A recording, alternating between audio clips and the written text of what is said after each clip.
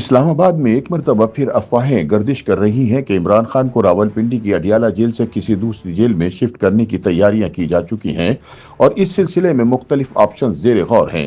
باخبر ذرائع کے مطابق عمران خان کو بلوچستان کی مچھ جیل میں شفٹ کرنے کی آپشن بھی زیر غور ہے۔ یاد رہے کہ حکومت پہلے ہی اڈیالہ جیل میں عمران خان سے ہر قسم کی ملاقاتوں پر پابندی لگا چکی ہے۔ ذرائع کے مطابق حکومت اڈیالہ جیل کے باہر روز روز کے پھڈوں سے تنگ آ چکی ہے، چنانچہ اب یہ فیصلہ کیا گیا ہے کہ انہیں ایسی جیل میں منتقل کر دیا جائے جہاں ان کے خاندان کے لوگوں اور ان کی جماعت کے کارکنوں کی رسائی مشکل ہو اور جیل کے آس پاس کا علاقہ بھی متاثر نہ ہو۔ ذرائع کے مطابق بانی پی ٹی آئی کو بلوچستان کے دور دراز مچھ جیل میں شفٹ کرنے کی تجویز بھی زیر غور ہے، لیکن اس حوالے سے مسئلہ یہ ہے کہ عمران کے مقدمات اسلام آباد کی حدود میں چل رہے ہیں اور ہر پیشی پر انہیں وفاقی دارالحکومت لانا آسان نہیں ہوگا۔ اس مسئلے کا ایک ممکنہ حل یہ تجویز کیا گیا ہے کہ متعلقہ عدالت میں ان کی پیشی آن لائن ویڈیو سٹریمنگ کے ذریعے یقینی بنائی جائے۔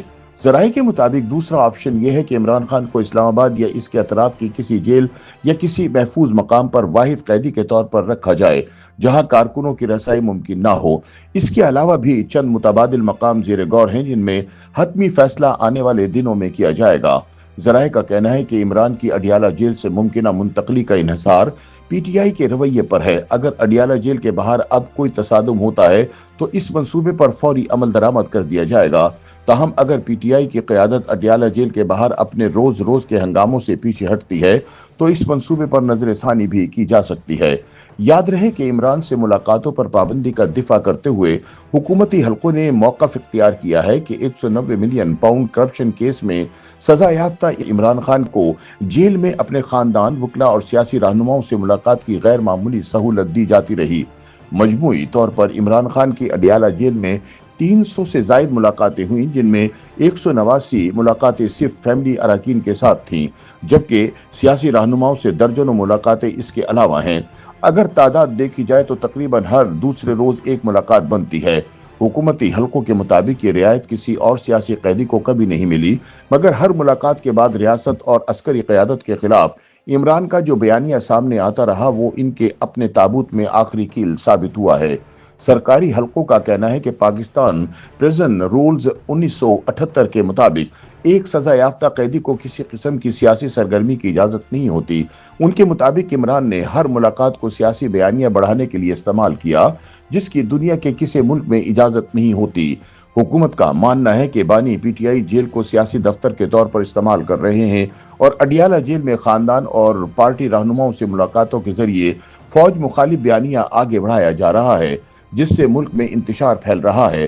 دوسری جانب عمران خان کی بہنوں اور کارکنوں کی جانب سے اڈیالہ جیل کے باہر جمع ہونے کا سلسلہ بھی جاری ہے۔